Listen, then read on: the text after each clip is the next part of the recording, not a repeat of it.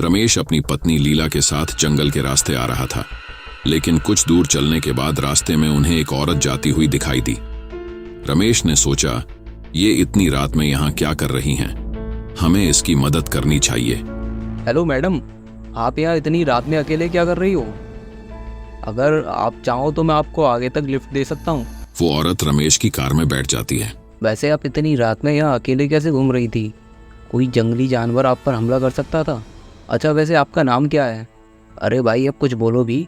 काफ़ी देर से जंगल में अकेली थीं तो शायद डर की वजह से बोल नहीं पा रही होंगी। कमला, कमला नाम है हमारा। कमला ये मेरी पत्नी है लीला। आज ये पहली बार मेरे घर जा रही है। रमेश कमला से काफी सवाल करता रहा, लेकिन कमला चुपचाप बैठी रही। उसने अपने नाम के अलावा और कुछ नहीं बोला। ये कमला यहाँ से कहाँ गायब हो गई? रमेश काफी ज्यादा डर गया था, और साथ ही कमला के अचानक गायब होने के बाद लीला की आंखों में एक अजीब सी चमक दिखी थी। लीला, हमें जल्दी यहाँ से चलना चाहिए। कुछ देर बाद दोनों अपने घर पहुंच जाते हैं। घर पहुंचते ही रमेश की मां के हाथ में पूजा की थाली और गेट की चौखट पर एक कलश रखा था। आओ बेटा, दाएं पैर से कलश गिरा के गृह प्रवेश करो। लीला कलश में जोर से पैर मारती है। कलश जाकर कांच से टकराता है। लीला के घर में कदम रखते ही पूजा थाली से चिरागी बुझ जाती है। अब सगुन, इसके कदम शुभ नहीं है, ये हमारे घर को बर्बाद कर देगी। अरे कुछ अपशगुन नहीं हुआ है। कलश पर पैर तेज लग गया था, इसलिए कांच टूट गया।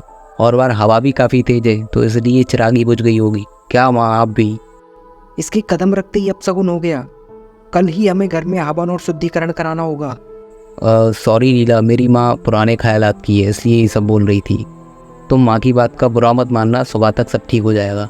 यही लीला एक डरावनी मुस्कुराहट के साथ अपना चेहरा घुमाती है। उसकी लाल आंखें, चेहरे पर खुरोच के निशान और नुकीले दांत। लीला का ये भयानक रूप देखकर रमेश घबरा गया। रमेश कुछ समझ पाता उससे पहले ही लीला ने रमेश पर हमला कर दिया। लीला रमेश को जानवर की तरह खाने लगी।